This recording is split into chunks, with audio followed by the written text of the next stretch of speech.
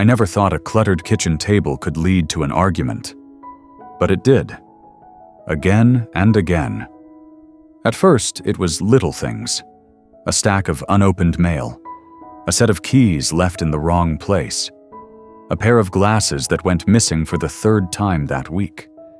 And then one of us would sigh or make a comment, and the other would feel blamed, even if no one said it out loud.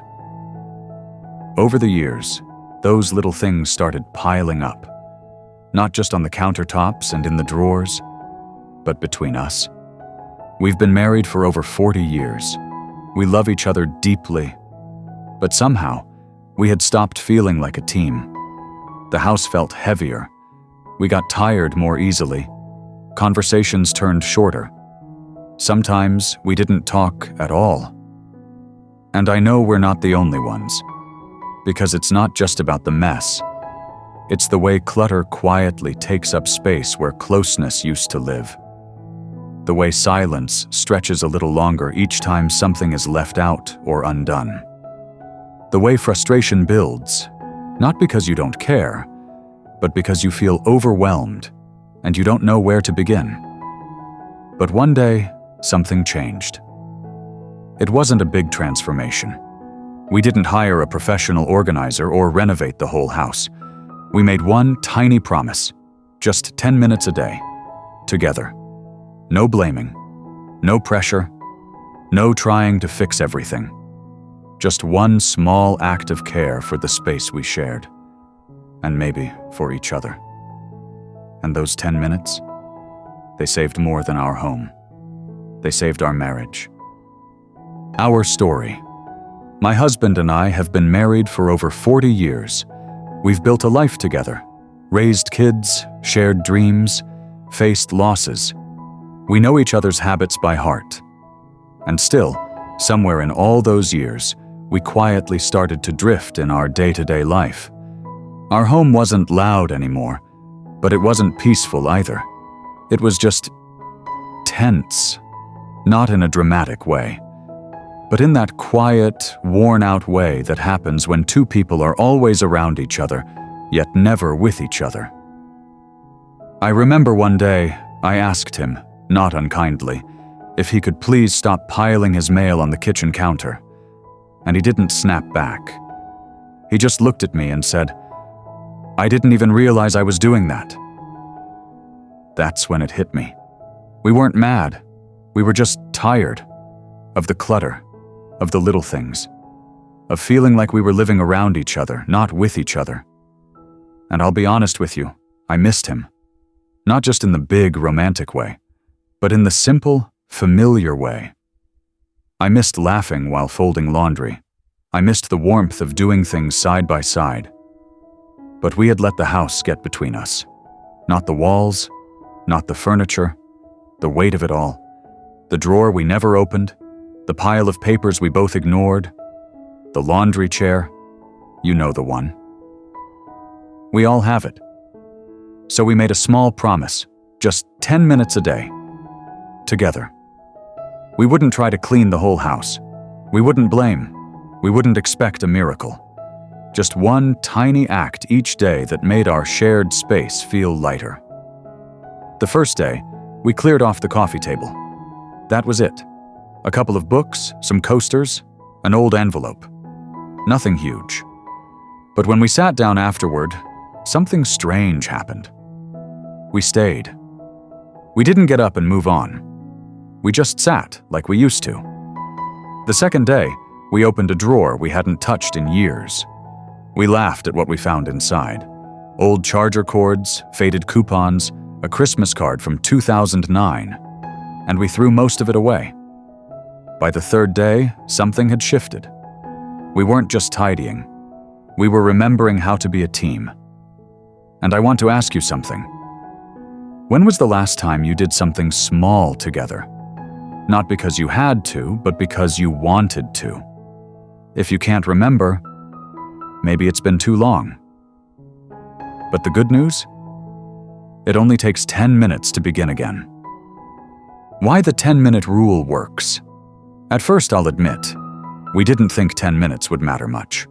After all, what could possibly change in just 10 minutes a day?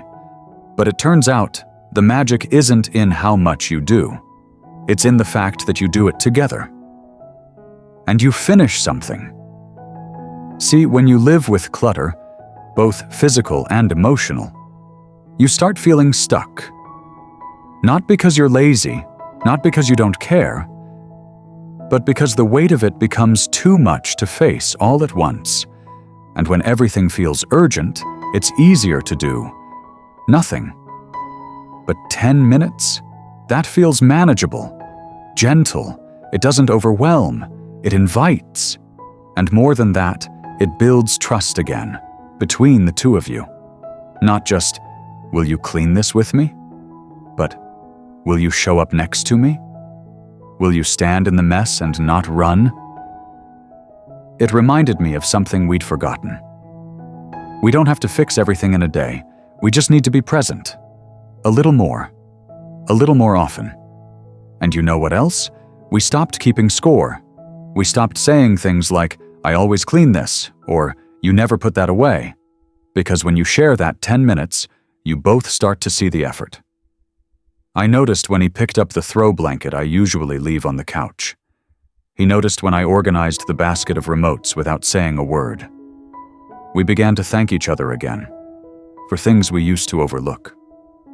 I'll never forget the moment he looked at me after we cleared off a shelf, and simply said, "It feels nice to do something together again." And it did. Not just because the shelf was clean, but because, for the first time in a long while, we were on the same side of something. So if you're wondering whether 10 minutes is enough, let me tell you, 10 minutes of kindness can heal what years of resentment could not. How to start the 10-minute habit. After all these years, I've come to believe this. Change doesn't begin with effort. It begins with intention. And intention doesn't need to be loud. It just needs to be steady. When we started this 10-minute habit, we didn't wait for the right mood or a free weekend. We simply picked a moment and began. No pressure, no perfection. And that's what I'd like to offer you now. A quiet, practical guide to help you begin in your own home, in your own time. It's not complicated. In fact, the simpler you keep it, the more likely it will last. So let's begin with something simple. Finding the right moment. Because when you do, it matters more than you might think. One of the most common reasons we delay tidying, or anything, really, is because we wait for the perfect time. But the truth is, the perfect time never really shows up. There's always something else. A phone call, an aching knee, a favorite show that's about to start. You say, "I'll do it after dinner." And then dinner leaves you tired. So you say, "Maybe tomorrow." And before you know it, weeks pass and nothing changes. That's why we made one gentle decision in the beginning. We chose a time, and we stuck to it. For us, it was right after breakfast, before the day could scatter our attention, before errands, before phone calls, before the news. Just 10 minutes of quiet effort, shared between us, when we were both still fresh enough to care. For you, it might be different. Maybe it's right before dinner. Maybe it's in the evening, after your favorite show. Maybe it's while waiting for the kettle to boil. There's no perfect moment, only the one you choose to honor. And if your partner isn't ready to join just yet, that's okay. You can begin alone. 10 minutes done with care is still powerful. And sometimes, just seeing you start is what gently invites the other person in. So ask yourself now, when in your day feels calm enough for 10 minutes of kindness? Not the most productive, not the most energetic, just the most peaceful. Because when you begin in peace, you're more likely to return. Now that you've chosen your moment, let's talk about something just as important, choosing where to begin. When we first started, we made the mistake of looking at the whole house. Big mistake. We walked into the guest room, saw the old boxes, the bags of clothes we hadn't sorted in years, and immediately felt defeated. It was too much. That's when we paused and asked ourselves a better question. Where do we live the most? Not what's the messiest, not what's been ignored the longest, but where does our life actually happen together? And for us, it was the kitchen table. That small space where we ate, read the mail, left coffee mugs, misplaced pens, opened bills, and sometimes sat in silence. It was the center of the house, and the weight of it seemed to follow us through the day. So we started there. 10 minutes on just that one table, not even the whole kitchen. We didn't organize drawers or deep clean the floor. We just cleared the surface, wiped it down, put things back, threw out what we didn't need. And you know what happened? That night, we sat at the table and didn't feel crowded by clutter. We felt present, together, like we had made room for each other again. So if you're wondering where to start, here's my gentle suggestion. Pick a shared space, not a private drawer, not a storage room, a space you both use, both walk by, both feel the energy of. It could be the coffee table in the living room, the counter near the sink, that one chair where the mail always lands, even just the entryway where shoes and bags tend to pile up. Start where your life already touches. Because when that space feels lighter, so will both of you. Now that you've chosen a moment and a place to begin, here's something just as important: the tone you set when you do it. Because this isn't just about cleaning, it's about reconnecting. And the truth is, if it starts to feel like a chore, like another thing on the to-do list, it'll quietly slip away again. So here's what worked for us, and maybe it'll work for you too. First, drop the pressure. 10 minutes doesn't mean 10 minutes of intense productivity. It means do what you can. No guilt, no judgment. Some days, all we did was sort a single basket. Other days, we just folded 2 blankets, put away the remote, and called it done. And you know what? That was enough. Because we kept showing up. Not to finish a task, but to share a rhythm. Second, let it be quiet, or not. Sometimes we talked while we worked.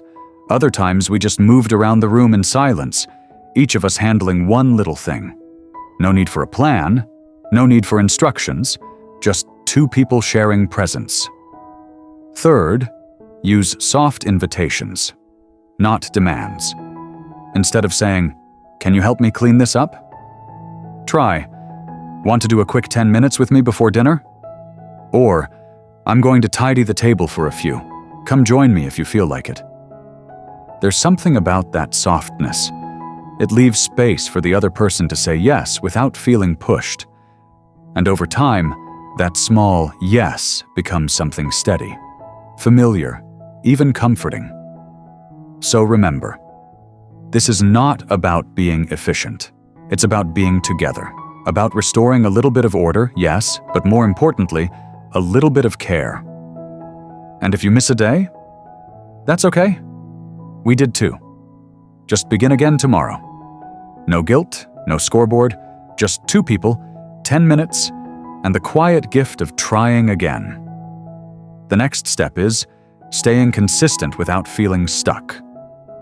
The hardest part of any new habit isn't starting, it's continuing, especially when no one's watching and when no one's counting. There were days we forgot, days we didn't feel like it, and days when one of us was tired and the other didn't want to nag. But what helped us stay with it wasn't discipline, it was grace. We let the habit breathe. We allowed it to be human. Here are a few gentle ways we kept the rhythm going without making it a burden. 1. Give it a soft anchor. Pick a moment in the day that already exists, right after your morning coffee, after the evening news, or before you brush your teeth. By tying it to something you already do, the habit becomes part of your life, not just a task you have to remember. 2. Celebrate the small wins. After finishing your 10 minutes, pause, look around, smile, even just a little. Tell your partner, "That corner looks better." Or even just, "That felt nice." It's not about the drawer being perfect. It's about the energy between you feeling lighter. 3. Make it something you look forward to. Some evenings we'd play soft music in the background. Other times we'd light a candle, not to clean by candlelight, but to mark the time as special. Not rushed, not forced, just a shared, sacred pause in the middle of a noisy world. 4. Keep it flexible. There's no rule that says it has to be 10 minutes. Some days it might be 5. Other days it flows into 20 without noticing. But always stop before it turns into frustration. Leave room to say, "That's enough for today."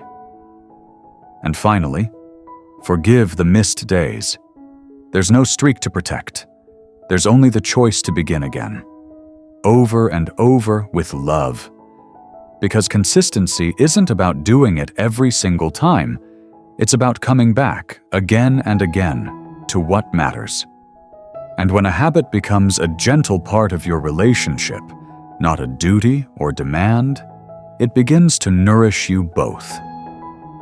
A gentle trick that made everything easier. Before I share what we gained from this habit, I want to pause here and offer you something very practical. A small trick that made our 10-minute sessions feel easier, smoother, and more rewarding. We called it the landing zone. It's not a new idea, but once we started using it intentionally, it changed the way clutter showed up, or rather, stopped showing up, in our most used spaces. Here's how it works. We chose one spot in the house. Just one. Not a drawer, not a closet, just a surface. In our case, it was the entryway table by the front door. That space had become a dumping ground. Keys, sunglasses, mail, receipts, masks, coupons, and sometimes half-empty coffee cups. It was always full, and it always stressed me out. So we made a small agreement. That surface would become our landing zone, and it would be the only place where incoming items were allowed to land temporarily. But here's the key. It had to be reset once a day. Together. Just 5 minutes. We placed a small basket for keys and a shallow wooden tray for mail. Nothing fancy. And every evening, before dinner, we stood there for a few minutes and cleared it. If the mail wasn't important, we tossed it. If something belonged elsewhere, we returned it. If one of us forgot to do it the night before, we did it together without blame. It became a ritual, almost like washing your face at the end of the day.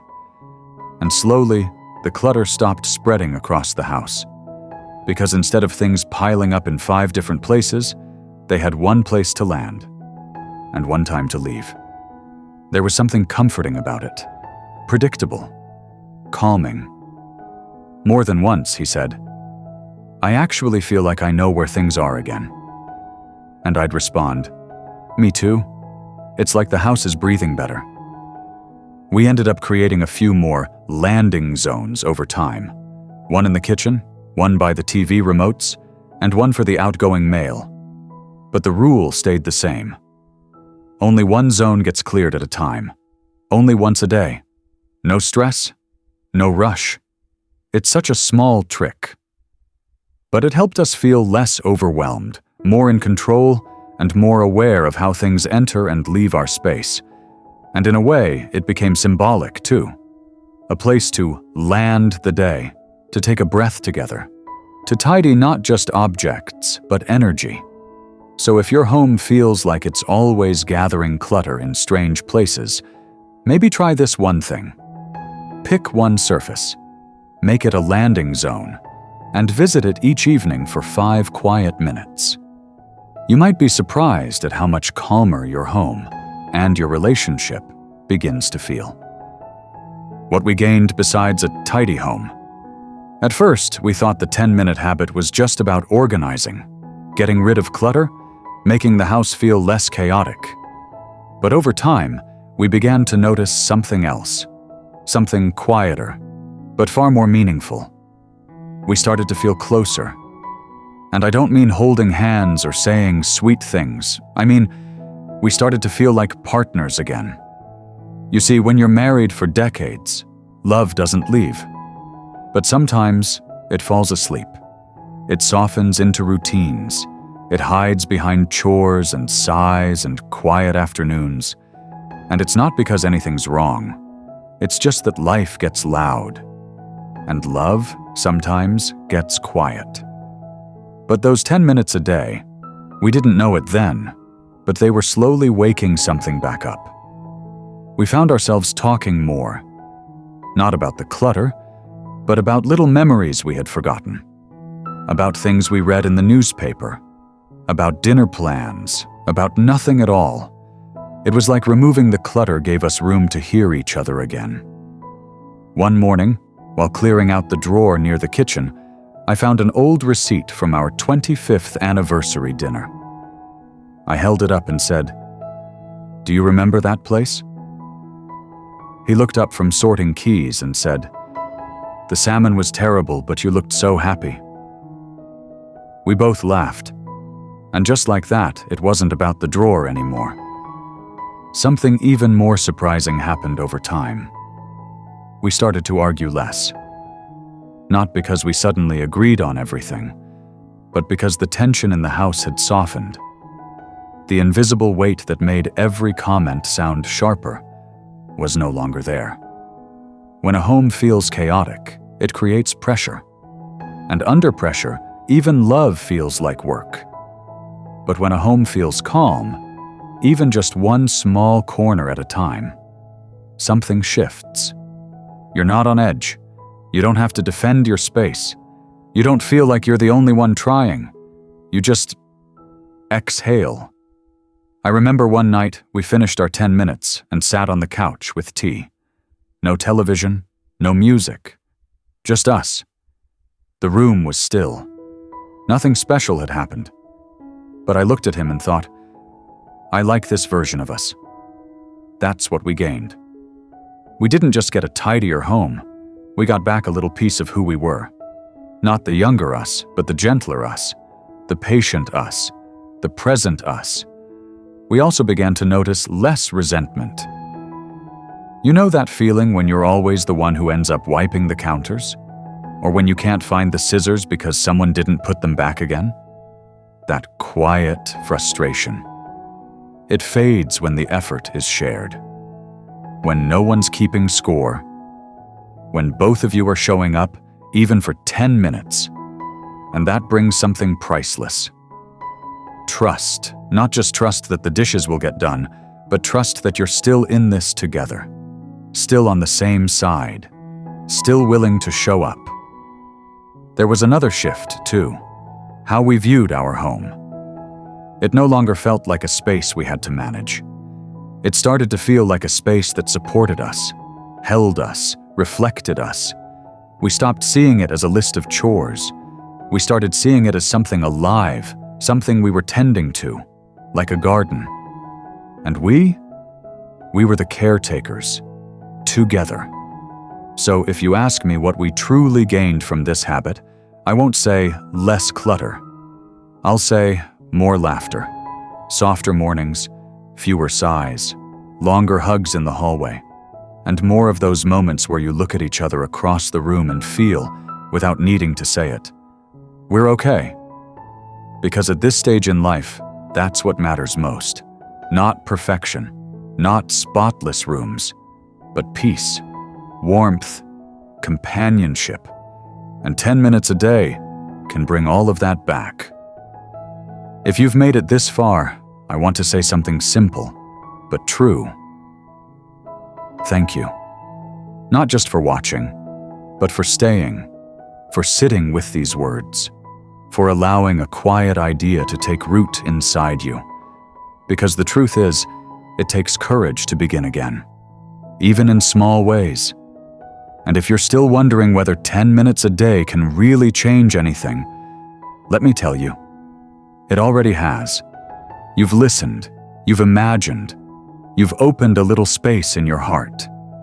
That's where it begins. And maybe you won't do it every day. That's okay. Maybe you'll forget sometimes. That's okay too. But if even once this week, you pause and say, let's clear this table together, or let's do just 10 minutes and then rest, then something beautiful has already begun. Because at this stage in life, we're not chasing perfection. We're seeking peace. We're not trying to control everything. We're learning how to let go gently and hold on where it counts. And sometimes, all it takes is one corner cleared, one moment shared, one act of care that says, we're still in this together. So if this message meant something to you, if it reminded you of what matters, or helped you feel less alone, I'd love to walk with you a little further. I share gentle stories like this every week. Stories about growing older with grace, living lighter, loving deeper, and creating homes that don't just look tidy, but feel like sanctuary. So if you haven't yet, go ahead and click subscribe. Not for me, but for that quiet reminder that you're still growing, still healing, still choosing peace, one day at a time. Until next time, take care of your space, take care of your heart, and take care of each other.